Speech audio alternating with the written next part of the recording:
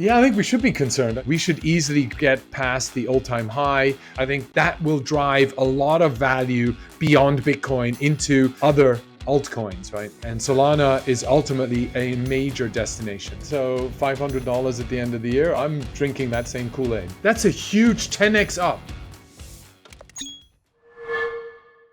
GM, and welcome back to Solana Floor. We have somewhat of an emergency episode coming out this week because the Solana ecosystem could be on the verge of a massive breakout with 7 ETF applications in total that are currently in motion, institutional demand heating up, and of course Solana's fundamentals, which remain stronger than ever.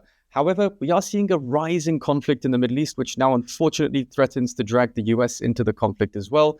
But despite all of this, BTC ETF inflows seem to be continuing unfazed. So to understand what all of this might mean for the Solana ecosystem, I sat down with Truflation founder and former Bitcoin.com CEO Stefan Rust, who's recently been speaking to people like Anthony Scaramucci, the former White House communications director, to really get a sense of what might be happening and what's next for us. Should we be concerned? Yeah, I think we should be concerned. I think nobody cares, really. It's so distant. It's been ongoing for many decades. And so I think it just feels like another eruption in the Middle East. And it's so distant. We only see it via TV, so we don't really feel it. I think that's why we're not so concerned. And that's why we're still going about our day-to-day business as normal. But I do feel that we're hitting an inflection point with Iran. Iran is generating a lot of oil. They're supplying a lot of China's oil. If the price of oil goes to $300, China ain't going to be happy. Will China get involved? I don't know, but I think there was a really good podcast between Ted Cruz and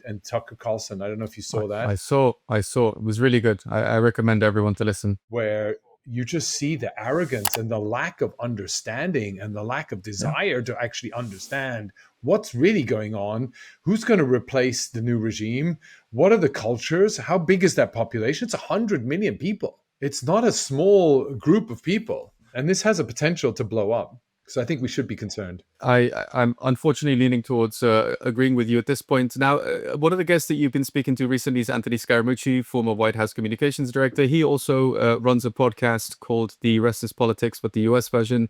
For anyone that's interested, I do recommend it. He's got some very hot takes. But again, Stefan, you've been speaking to people like this who have a really solid macro understanding and also a political experience, even directly in the White House. From those conversations, what is the feeling that you get about this discrepancy, this disconnect between the bullish momentum that we're seeing in the crypto industry and this geopolitical tension that's happening right now? Does it make sense to you, or is it just business as usual? No, it makes sense. People are looking for a safe haven. They find it in gold. Gold is at an all-time high. Crypto, Bitcoin is the new gold. And people are putting their money into Bitcoin right now because they see that as the new gold. It's limited in supply. It's just an asset. It's nothing else. So all the traditional property traders that know there's limited amount of real estate available, so I'll buy real estate. All the sort of hedge pension funds that know that they like investing in limited assets, they're starting to allocate bigger portions of their funds under management and allocate those into Bitcoin, right? So we're seeing a slower trickle down into other asset classes like Solana. Why is it not trickling down faster, right? Instead, Solana's growing intrinsically, right? It's tapping into the retail community that has no impact, cannot impact anything with the war, but are trying to solve and address their day-to-day problems and live about their day to cover their cost, to pay their rent, and to make money, to grow their wealth. Where can they do that? On Solana, I have, all the trading places available. I have all the ability to execute my trades that I can do, which is brilliant. And I think that's why we have this discrepancy between the elites and the politicians that are trying to drive an agenda that is not in sync with, I think, the general mass population. I have a few price predictions and so on that I want to get to in just a second. But one of the sort of leading voices in this discussion of Solana's push to have ETFs approved is, of course, Eric Balchunas, who's a Bitcoin ETF expert as well. One of his predictions was that by 2035, ETF inflows will reach around $35 trillion. But he also predicts that I think Bitcoin will capture about 80% of that market. So I just wanted to ask you how you think that will play out in terms of this desire that we're seeing for Solana ETFs and Solana institutional adoption, as well as the demand on the consumer side. Does that sort of breakdown make sense to you, or is it possible that Solana will capture a little bit more than what Eric Balchunas thinks? The latter. I don't think, I think Bitcoin will be an asset class. It will have high trading volumes, so that I agree with, but I don't see the inbound going 85% to Bitcoin alone. There's no activity, there's no transaction volume. I think the transaction volume is going to be on platforms like Solana. Why?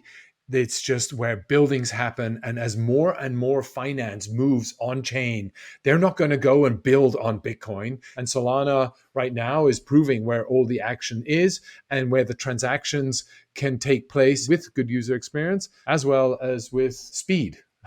I can immediately interact with multiple different protocols and multiple different transactions. And more real world assets are being tokenized on the Solana chain as well, right? Absolutely. And I've got a few slightly spicier at least predictions for you, Hughes. Yep. I just want to get your take on those. The first one is by the Mooch himself, Anthony Scaramucci. He said Yep. slightly mid to long term price target, but still $2,500 per soul. Is that reasonable? Yeah, look, I mean, the price targets are always at by when, right? I mean, getting that right, I can say, yeah, sure, it'll be 2,500, maybe even $10,000 at some point, right? But it's just by when will it be at that point? By the end of this year, if we hit 500, that'd be amazing, right? I mean, I think really getting up to, we should easily get past the all-time high once people begin to realize where the fiat currencies are at and the challenges they have in front of them, and how stablecoins and this Genius Act is going to inject a vast amount of liquidity into the crypto land. And where is it going to go into crypto land? People are going to be looking for yield. People are going to be looking for financial opportunities. People are going to be trading in those currencies. On which platform? How, I think that will drive a lot of value beyond Bitcoin into other altcoins, right? And Solana is ultimately a major destination.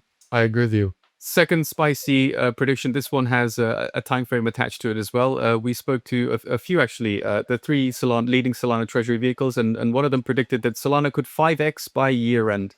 What do we think about that? Yeah, that's about right. $500, right? So $500 at the end of the year. I'm drinking that same Kool-Aid. Final prediction that I want to get your quick thoughts on here. You and I have briefly discussed this in the past. It's whether or not Sol can flip Ethereum, and this also comes from one of the treasury vehicles that we've spoken to, where they think it is very, very possible that Sol flips Ethereum this cycle. I don't know about that. I think there's I think what we will see is retail will go to Solana and institutions may go to Ethereum. Why? Because Ethereum's just has longevity, has legacy with it, and has a lot of existing validation associated with it. However, the retail market where opportunities are going to be made will flow across into Solana. I think you'll see the Robin Hoods of the world focus on Solana, and I think you'll see the Morgan Stanleys of the world maybe be more dedicated to an Ethereum platform. I would have focused on these ETF approvals. There are 7 pending at the moment. Do you think that we'll see similar inflows to when the BTC ETFs were approved, or are we expecting more of a sort of scenario where it's similar to Ethereum, where it was a bit underwhelming? I think Solana will be between what Bitcoin experienced and what Ethereum experienced. I think it will be better than Ethereum's experience. Why? Because it's later. There's a gap window between the next big ETF being issued and Bitcoin was the first. It was really out there. There was a pent-up demand by participants that wanted to get involved and really found this ETF as a way to do so. And that drove a lot of traffic to the Bitcoin way. And so I think it'll be in the middle. Personally, I'm not a big fan of ETFs. I think ETFs is giving the existing institutions ways to custody people's crypto. And the whole point around crypto and the culture behind crypto was to self-custody and be not beholden to institutions that can drive the policies around how your assets are being allocated and being managed. So, but if people are willing to pay a 0.5% fee or whatever to manage their own crypto assets. And as such, it is a product that enters into the market, adds liquidity and demand. So it's a good thing. But I think the people that are in crypto right now are it's not really I don't think it's actually in the long run really going to move the needle. Just on that, another quick binary choice then. Which one of these do you think is more bullish for the Solana ecosystem? This strong push for Solana treasury plays that we're seeing, where they're buying, hundreds of millions of dollars of SOL already, and they're looking to acquire potentially billions, or is it billions acquired and custodied, as you mentioned, by some of these ETF issuers? I mean, they're both custody, right? So either I'm giving it to an entity to take custody, or I'm giving it to a bank to take custody. Seems to be those are our two options at the moment, yeah, because we're out of cash. We can't buy anymore. Yeah, exactly. We're fully engaged, right? So yeah, so I mean, I think both will have its play, right? I think the treasury angle is going to be in a low interest rate environment is going to be very attractive. I actually think that what is going to happen is liquidity is going to be injected into these markets via stablecoins.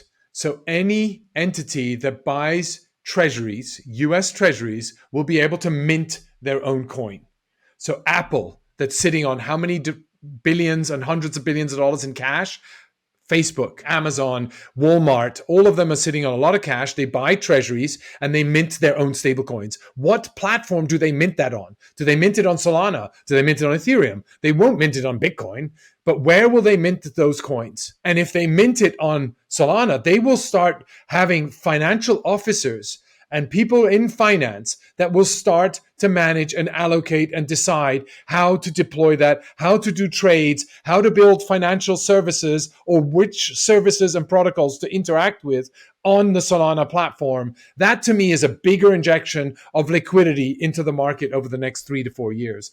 I see the stablecoin going from a currently market cap of maybe 250 billion to $2 trillion in the next 2 years. That's a huge 10x up, right? In a very short time horizon as well. Yes. And on that same topic, in that same time horizon, I want to ask specifically Truflation, are you changing the way you approach things like partnerships or even perhaps changing things on the product side at Truflation, given some of these recent developments, given some of these risks that we spoke about, some of these ETF issues that are coming in? I would imagine they're interested in new data sources.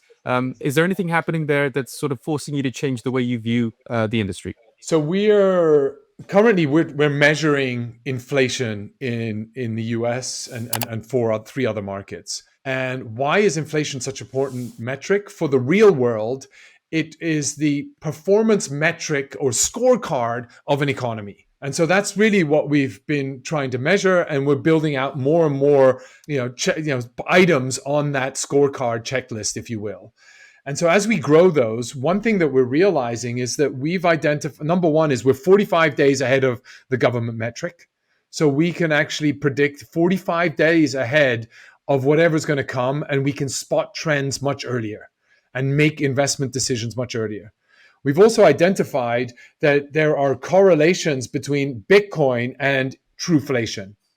Over the last 3 years, we've managed to back trace that performance and see a huge performance improvement in the crypto, in Bitcoin, associated with Truflation. So because if you look at today, all the metrics, M2 money supply, we're just tracking fiat money supply. But what about the $3 trillion that have been created and injected into the fiat world thanks to crypto? Absolutely. I want to leave you with I guess slightly easier question. Give us some advice. For humble investors, retail investors like myself, where should we go to stay informed? Where should we get our information from? So obviously follow Truflation, sign up, follow my Twitter. So seriously, that I think is a given.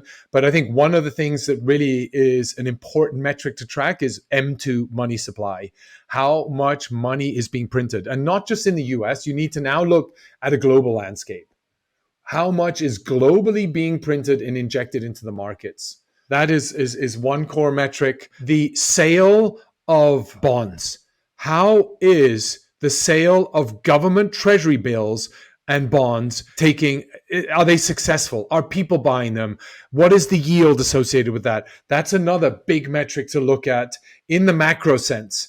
And based on that, you can then sort of get a feel, Are we more in an up cycle, or are we about to enter into a bear cycle? When yields are high, markets are nervous. Governments are having to pay a lot of money to borrow from the market. And so that costs a lot. And so people are reluctant to lend money to governments because they're too high in debt. All the governments are really high in debt. That's not going to change. And so it's about how can they move and get new debt to pay off the old debt. And so that's what we're really tracking. Always a pleasure chatting with you. Thank you for sharing your thoughts. Thank you for sharing your experiences, your macro takes, and catch up very soon. Thank you, Jack. Thanks a lot.